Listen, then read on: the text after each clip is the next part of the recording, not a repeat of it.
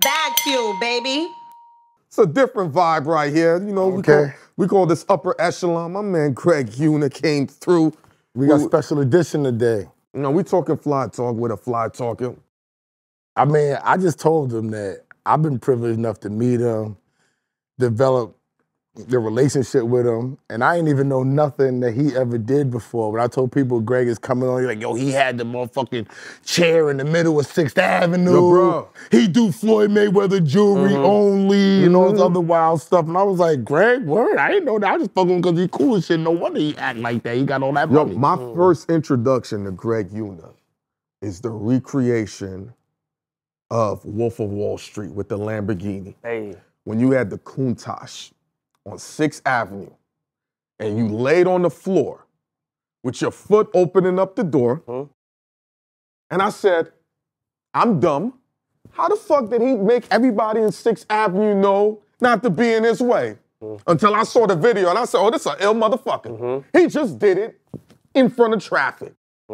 That's great marketing for a guy in your business, because people that don't know, you really are heavy in the world of jewelry, diamonds, watches, everything that's very essential to the look of when you're elevating. And we have, you know, TV Johnny, we have Jacob the Jeweler. So what you did was, I'd never seen that before. And it always stuck out to me. I said, we have to interview this dude. What made you do that? Get into the jewelry game? No, where did the idea, we talk about the jewelry game, but the idea, that wild shit that you did, where did the ideas come from, bro? So Jonathan Mannion one day, you guys know, you familiar with Of course, the Jonathan? photographer. All right, so he came in one day, he's like, yo, let's take a photo on the street. And I was like, all right, cool. We took a photo on the street, and I was like, this would be cool if we could do some themes behind it. You know what I mean? Like, just, you know, we took a photo, and then the next one we could do, you know. And there was always people coming through, and so, you know how it is to plan a photo shoot. It's not an easy thing. You know what I mean? Getting somebody to come somewhere, it's tough. So people were coming through so often, I would really wing it. Like, yo, I got this little situation. Come outside, just take a quick photo for me. And we had one time Mason Plumlee. You guys remember Mason Plumlee? We in the basketball. He came in one day, and it so happened that I had a couch just waiting in the office, and I brought it out, and we fucked around on the couch. It's about this size, and we put it in the middle of the street. And it started like that. And then it went, you know, we started getting bigger with production, and I started inviting people. It started kind of blowing up, and it was easier to get people in. But great for marketing. You know, it had a lot of eyes on me. I might get back to it. I just got to see. I want to, if I get back in, I want to get like the Robert De Niro's and shit in there. Or turn it to a different level. Yeah, I want to elevate that. Because seeing you play basketball and seeing the picture was one thing, but the video showing what led up and seeing all the cabs go around you, I was like, this is something. It's guerrilla marketing. No, the light turns red. We have 58 seconds to get in the street and set up. We usually set up in 30. And once that light turns green with the cabs, I'll wait for like a whole row of yellow taxis because I like them in the photo. So sometimes when it's a red light, you know, I don't like the setup, so I'll wait a couple of lights. And I usually do it around 3 o'clock when the sun goes over this one building, so it looks crispy. Yo, the cops never stopped you? I had a couple of cops come through, and then I ended up becoming friend with the detective from a precinct uptown. He would just pull up on me. Probably the same one that we cool with. I think it's the same thing. But that goes to your theory of people need to learn how to develop relationships with the police. Every cop isn't a bad cop. It's a job. I don't have a problem. I don't have a problem with the police. You know what I mean? I just don't like the crooked ones, the motherfuckers. Yeah, but they're everywhere. Yeah. But people like that are everywhere too. Yeah, that's my point. You know what I mean? That's my point. They're everywhere, so just because they're cops, they're just a part of the people that are everywhere. I feel like New York police officers are, to be honest with you, like the New York cops are the best, I think. You go to Jersey, everyone's fucking, like it's state troopers everywhere. Yeah. You go down south, Miami. Yeah, it's different. You can't get out of a ticket. I would definitely say that, because the New York cop, I've screamed on the New York cop New York before. Cops, people don't understand that. Yeah, niggas be like New York cops, like you ain't, and I don't want to bring this to New York City, but you don't hear about a lot of deaths. You had Eric Garner, stuff like that, but it's they sympathize. Exactly, like it's other things going on. It's still wrong what they did, but in the grand scheme of things, when you travel a lot, you go across the world, you go to Texas, the cops is terrible. You go to North Carolina, the police is terrible. Like They talk different. It's no talking. It's horrible. Racist, and they're just horrible. It's horrible. You'll hear the word boy real quick. Yeah, quick. How'd you get into the jewelry game? I started, I got in with some family early on, about 2007. I got in with some family, and I hated it when I got there. I didn't know anything about jewelry. I didn't know too much about watches. Rolexes was pretty much the only thing that I knew. And I was there for a seasonal situation. Money? I was helping. I was helping. And I worked there for a month, and I was like, I don't think I'm gonna do this shit. I worked there from Thanksgiving to Christmas, New Year's, 7 days a week. And I was like, I don't know about this shit. This is really not my vibe. And they begged me to come back. When I came back after the New Year, 50 walked in. And I'm a kid from Queens, you know what I'm saying? I don't really, I don't see, I'm local. I don't come to the city. When I come to the city, I don't see these people. So when I saw 50, I'm like, oh shit. This is incredible. And this is when he was hot, you know what I mean? So it went from me not liking the place to being in the place, 50's here. I was so excited to see him that my heart was pumping out of my chest, and I'm like, he definitely hears this shit. He definitely hears this shit. And he walked off, I was a little starstruck, and I just thought it was cool. 2 days later, I've never seen these people. Fab walks in. Then Kim walks in, and then like, what the fuck is your family business? Why is your family so lit? The only people just it wasn't that. What happened was we started out in Jacob the jeweler's old spot. When Jacob went to 57th Street, it was in that exchange. So people walk in, and I spoke the language. Everyone was there, his little suit and tie shit. So I feel like everybody gravitated towards me. It was just easy, you know. And then it became me not knowing anybody, not being able to get into really, my fucking network wasn't really anything. To meeting up with people that own these clubs. I couldn't even get in before. Now I'm pulling up and it's like, oh shit, my man owns this shit. You know what I mean? It's nice. So it was nice. The transition was nice for me because I went from being the 26, 27-year-old, just sheltered Queens boy to having a beautiful network within 6 months of being in the business. So I saw the value of that when I was there. Interesting. And when these rappers are coming, like, how are you helping them guide through their purchase? Because, not only is it about how it glistens, the colors, all. I always had attention to detail and everything. I was always like a car kid, right? So like my shit was always crisp. So I applied all that kind of stuff to, my room was clean. I grew up with so my brother was very messy growing up. And I think I developed like a mild case of OCD.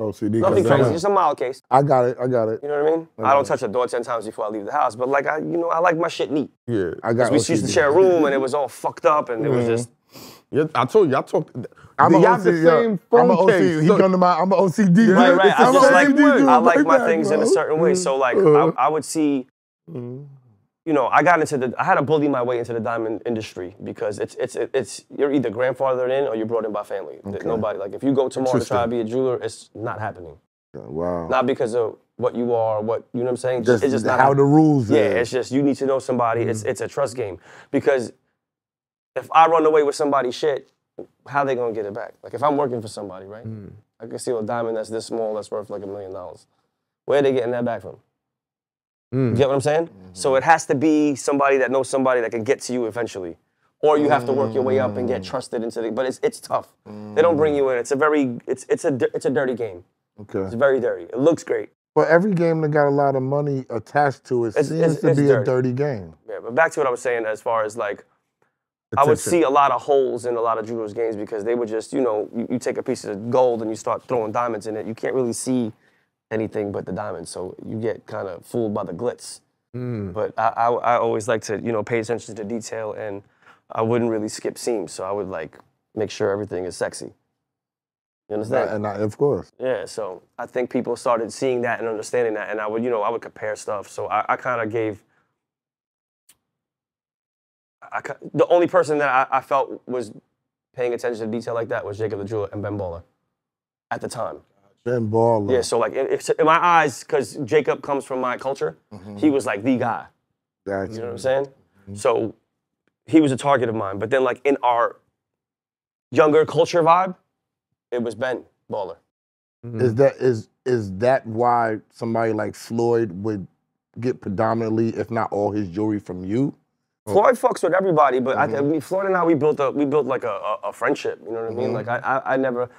He's one of those people that don't like people that like front about money and shit like that. And I never did that with him when it was like, you know, because there's been times I had 100,000 on the neck, 50 on the wrist, 0 money in my bank account. And I was working for somebody. Okay. You don't know that. So I'm pulling up places, you know, looking great. But and I would always like fuck with Floyd and tell him, like, I don't really have any kind of paper right now. And I feel like he always respected that. So it was, I think he always looked out for me. It's because you were straight up? I was straight up. There was never any like plus you had extra shit. You can't compete with a guy like that. So people that get next to him and like, I got this, I got that. So people actually get around him and compete with the money like, and the shit. Like, why would they do that? I don't know.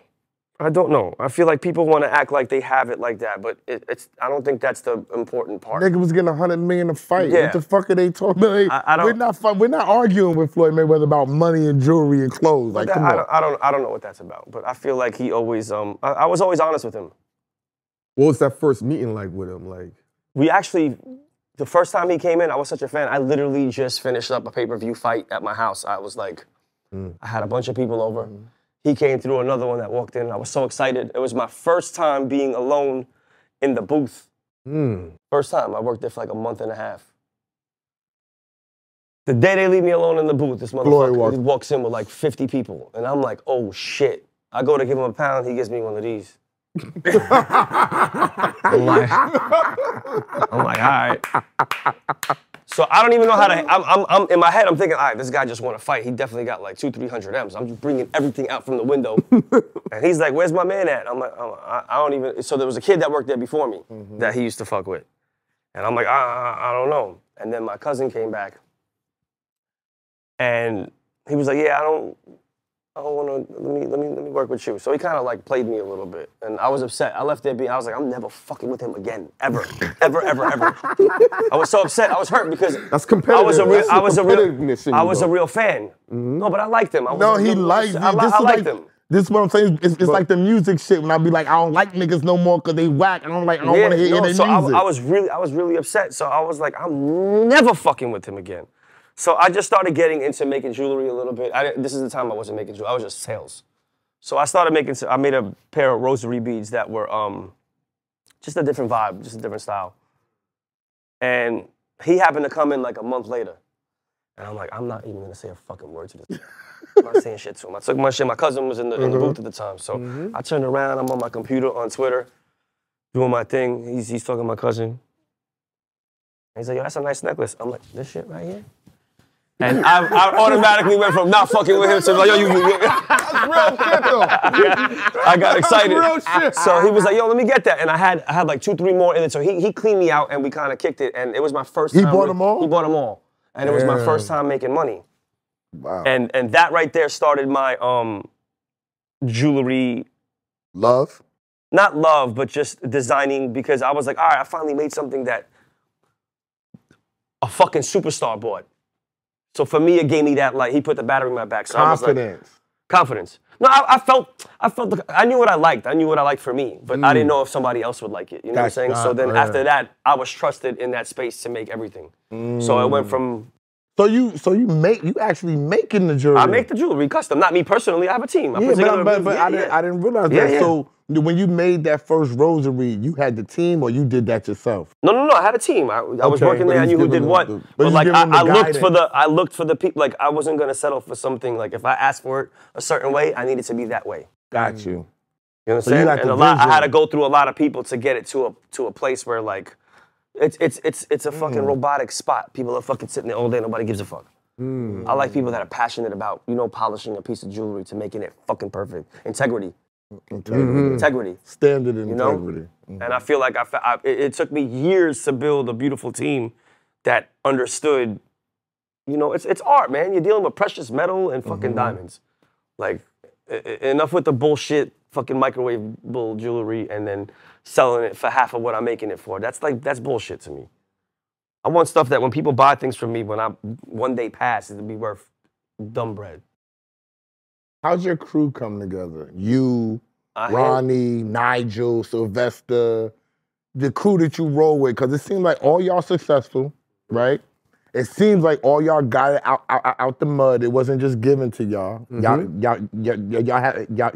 had to take the positions that y'all was in and market and grow those positions. But what put y'all all together? So, and y'all all three real stylish dudes. Well, we're from New York, from Queens. What do you mean? I apologize. I keep trying to tell I'm just a people Brooklyn. Queens, Brooklyn. No, I don't do the fucking Harlem and Brooklyn shit. I know New York, period. I got you. New York. We're from New York. But Queens especially. Look, I love them all. What I'm saying is, so Ronnie, I grew up with since we were 12. We rocked out early. And Nigel, I met later on in the industry, once Instagram started popping and people were going around. But I'm saying, like, successful-wise, like, I couldn't do it without my team. That, you know, they were like, you know, Nigel's pocket is my pocket. You know what I'm saying? His pocket is my pocket is his pocket. So we're literally each other's crutches. Where that outlook come from, because people not doing that. They're not. I preach that nowadays, and I be saying, that's how you win. And I'm not even gonna go to the pocket part. I'm just go to the point that I told him when we first got together, I said the number one thing we gotta do is stay together. Right, that's tough. Staying together is, once you stay together, that separates us from everybody else. So I had a brother growing up, he was 10 years older. So he taught me how to be brotherly because that was my brother. So like anything I ever wanted, it was always, and it was the same thing. I could never fight with my brother over money, never. If I have it, it's his. Last dollar. I'm not attached to the money. There was a time, Floyd, again, I was working for someone. Floyd invited me, 2016, he sends me a text of this flyer, birthday flyer, black tie event. I have zero money in my bank account. Again, $100,000. 2016. I'm still working for somebody. No bread, any money that I'm getting in, I'm just trying to level up and just make it look good on the outside. And I hit my bro, Reb, and I'm like, yo, Floyd just invited me to his birthday party. I don't got no bread for a tuxedo. I'm trying to show out. I don't know what the fuck to do. Do I go? Do I not go? What do I do? He's like, yo, go pick out a fit, and I'm going to have somebody pull up on you. I'm like, what do you mean? He's like, go to Saks across the street. Just go there, pick out what you need. At the time, I was dating a stylist. So I was like, yo, can you meet me at Saks?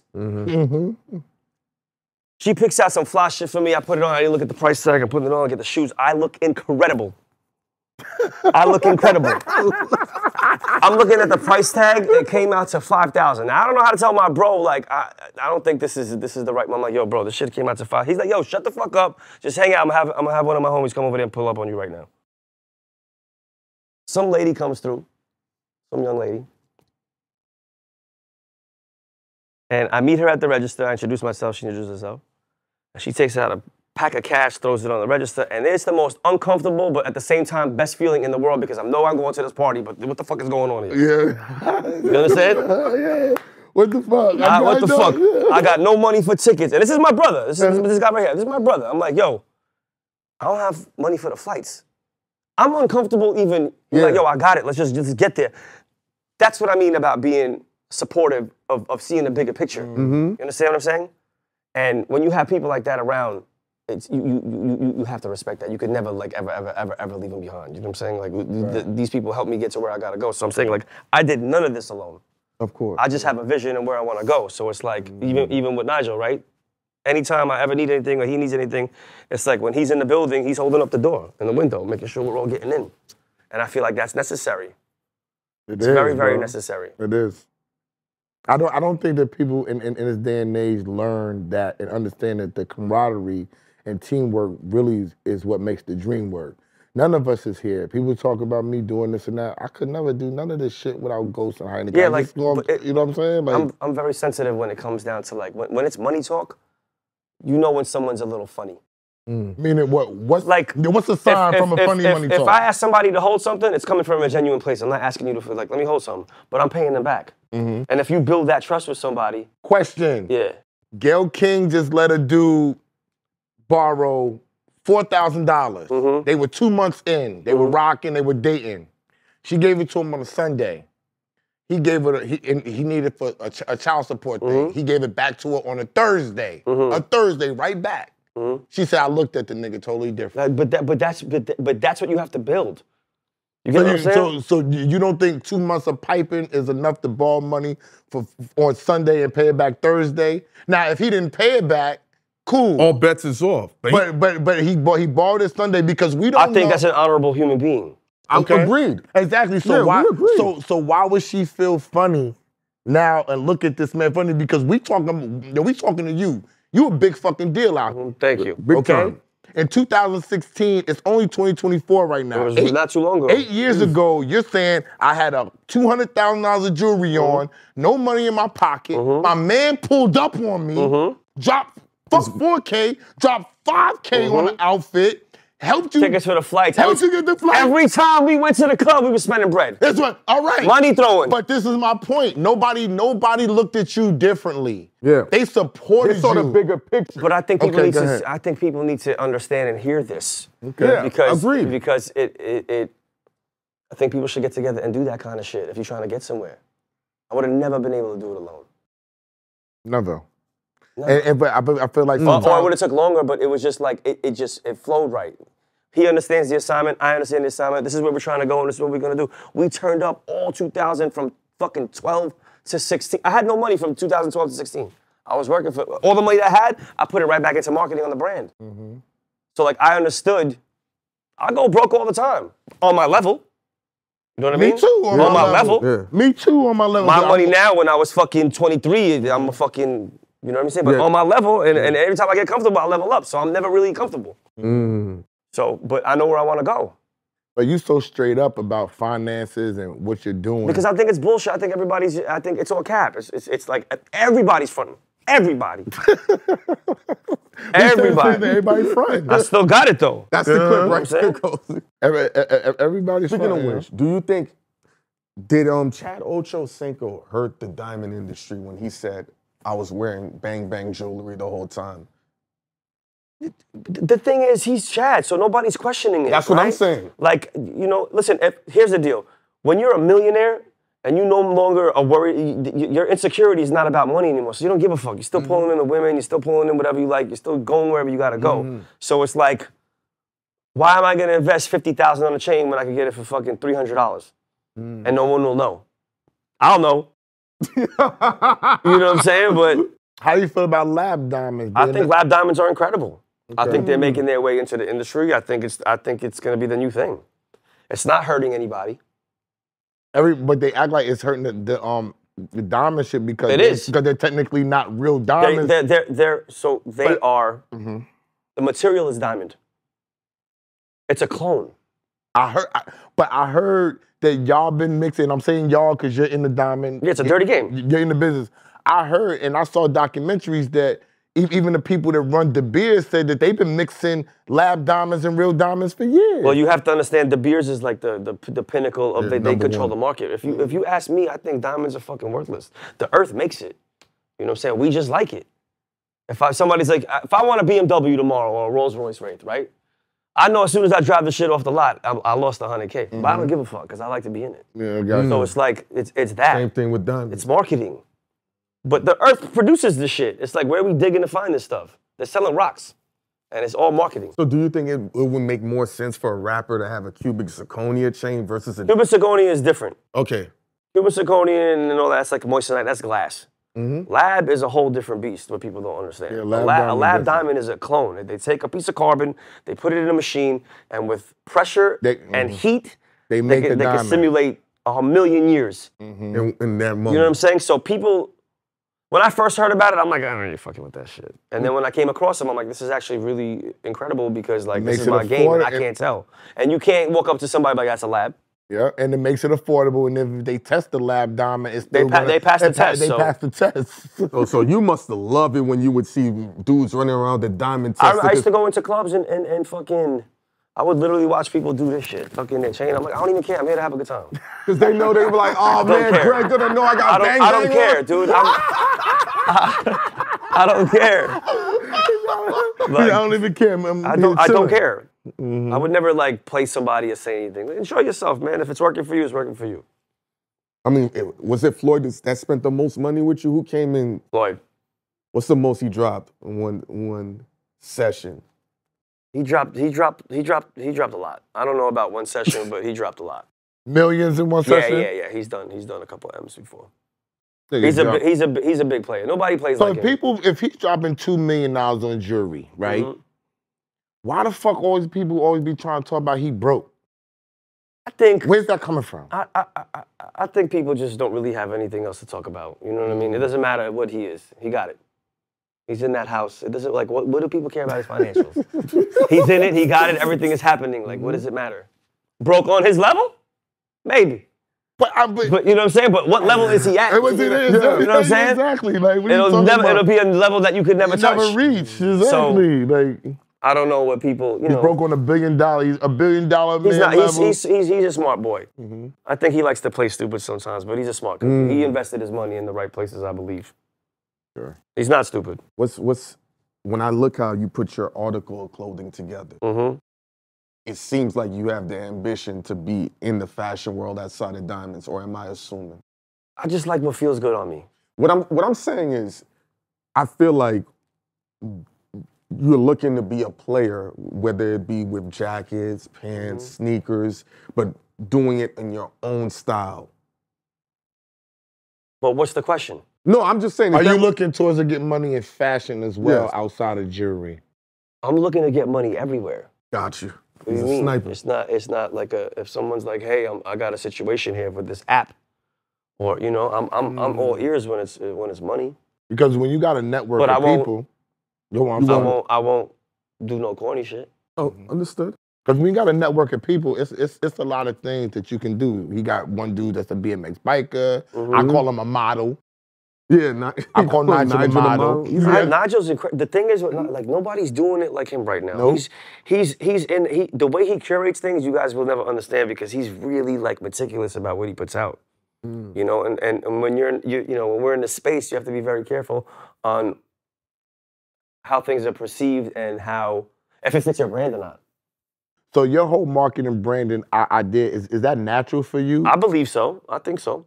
So you just go out and do what you think is hot, and it just so happens to be hot. There's no planning. There's no bouncing no ideas off. I think it's it's an eye. It's a thing I had developed as well too. I didn't like when I first started in the industry. It was like all over the place and loud, but at the time, that's what it was. And then it's like simple, less is more vibe. So it's like I still get put on to certain people's eyes, and I'm like, this is nice. I like to see things like so. I'm working with this photographer now. She's incredible, and when she takes these photos, I'm like, it's simple, but it's so amazing. Is she taking photos of you or product? She just has her eye on things, not me, just product, models, whatever we decide on doing. Just the way, some people are just creative like that. And I always like to see through their lens on what it is. And what's your process of picking people out to be in your creative circle? I like to pick, so like everybody that works for me is family. I don't do like, hey, you work for me and this is what it is. If it's like, I gotta fuck with you it's a family thing. It's weird. It's weird. So you need time with them before you. It takes me a second. I gotta see how they work. I like sharks. You like sharks? I like sharks and I like everything now. I like that too. So if we're taking a photo shoot, if we're having a photo shoot, I don't want the photo next week. I need it today. That's him. That's me. Y'all twins. Today. No, y'all What's twins. your sign? You Cancer? I'm a Sagittarius. Okay. But my father, I was raised by a Cancer. My father's a Cancer. I need it now. I just don't. I think like July 13th is my father. Yeah, I'm June 28th. Okay. But like the world is moving so fast and it's so like, out of sight, out of mind. Every 3 minutes is something new. People need to be stimulated. So it's like you need to act now. Exactly. I don't like wasting time. Yeah, because you might miss it. You know what I mean? I feel you on that. What do you think is the because they said 20% of your paycheck or what you make for the year is what should go into an engagement ring. Do you subscribe to that philosophy? I spend money a different way from as a kid. Understood. Not now. I'm just saying as a kid. Like if I have 10,000 tomorrow and that's all I have, I'm spending it on what I like. I don't care if I get money tomorrow. I'll be broke for the next week, but that's what I want for me. So it's not a conversation you're gonna. I understand. I never had a job where it's like 20% of it was. That's understandable. I don't know what that means. I get it, but like it doesn't. No. It doesn't. Y'all twins, because that's how he thinks. Yeah. Like, I think it just comes from experience and getting money on your own for a long time. I never had a job. So I never was privy to work for anybody or Getting to a do anything. paycheck, yeah. I always had to eat what I killed. From day one, from graduating from college at 21 years old, I stepped out and said, I'm gonna work for myself, I'm gonna eat what I kill. You know what I'm saying? So when you have that mind state, you need everything to happen as fast as possible because you have a plan that you gotta work through at every time. If one thing takes a little too long or somebody gets sick or anything happens, it throws off the whole process of what you gotta do because you have, it's really an assembly line of whoever you're dealing with, your lawyer, your accountant, the company, and it has to flow good for you to get your money and to now reinvest in yourself. That's the part that people don't understand, that when you're working for yourself, you got your money to pay your bills, you got your money to eat, but you also have to reinvest. It's fucking tough too. It's just, it's not easy. You know what I mean? There's a lot going on. Why you think people they're making it seem like it's easy? But this is why we're here. I'm here to tell them that this shit is, you know how many fucking L's I took? I take L's all the time. What's some of the worst L's you took? I just took an L recently with Madonna, but I don't want to get into that shit. Yo, come on. Don't tell me with the concert and the lawsuits and all that. Nah. Yo, Craig, you don't live it up. That was the last one that got me upset. What did Madonna do? I made. She wanted an emoji piece, and I didn't take it from her. You know what I'm saying? I didn't take the deposit from her.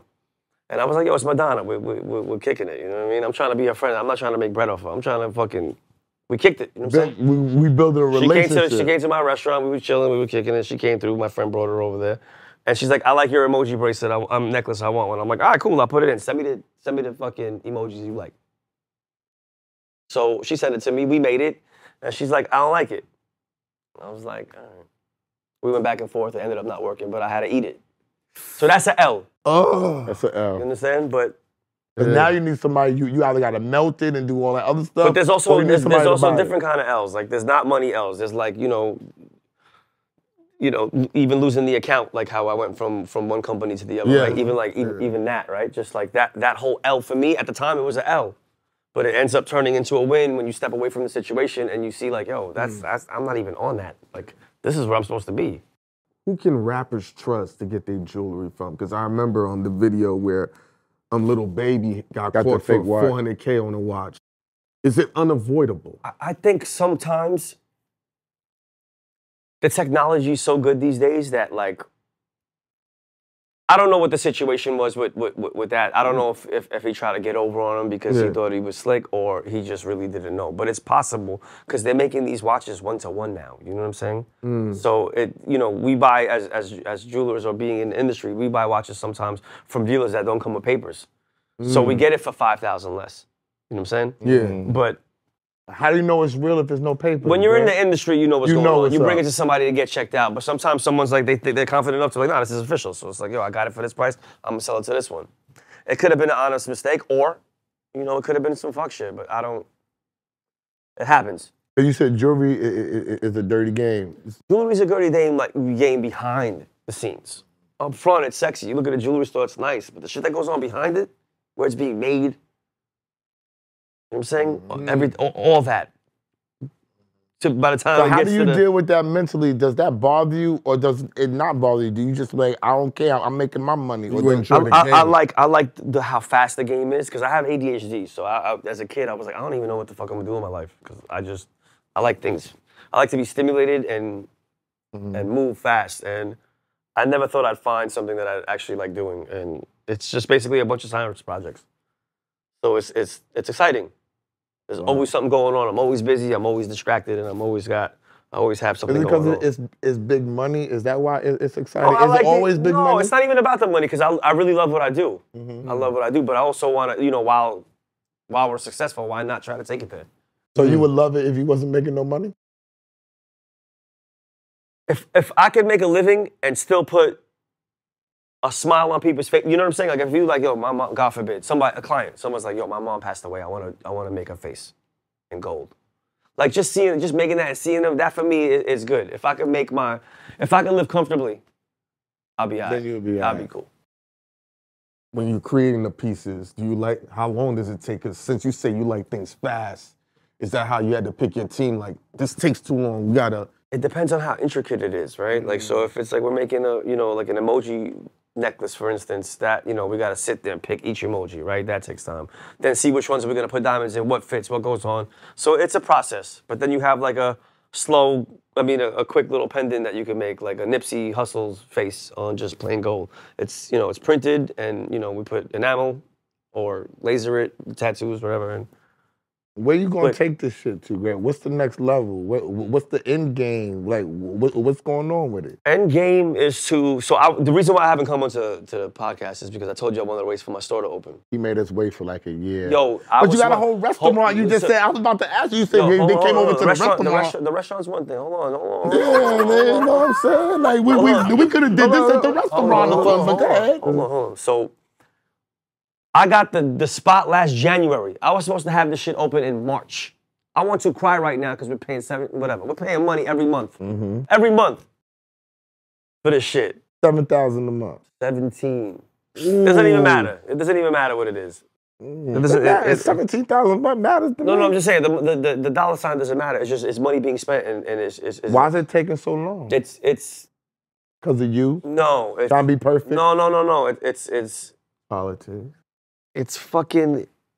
I became a fucking. It's construction. I'm getting dicked around. Ghost. Everybody's like, yo, be ready this week, next week, this is coming in, and it's always some fuck shit. Oh, this, that. It's too many moving parts, too many chefs in the kitchen. But we're here. We're opening up in April. And then when COVID occurred, it made product more expensive and it made it harder to get product to build as well. Do you think that is a setback still? Because they claim that it sets the cars back and everything. I mean, everything ended up. I mean, it's starting to drop down now a little bit. Okay. It's starting to get back to normal. Because I mean, watches were through the roof. I remember a Patek was like 60,000. Them shits went up to like 370K. What? Yeah. Because of COVID? I just think people got scared and I think everything just started shooting through the roof. Oh. That's wild. I didn't realize that. Because you got to think about it, like nobody really cares about, like in that world, in the luxury world, nobody really cares about the actual physical paper. Like what is paper? If tomorrow everything shuts down, what's paper? But if I got a piece of gold on my wrist, we could figure out how to maneuver shit. If that's how they think about that. If the world comes to an end or it's gonna come to an end, it's like, yo, I got something. Do you believe in the thought of how the Anunnakis instilled our value and love for gold? I don't know too much about that. Okay. I know like my family, they were very up on gold.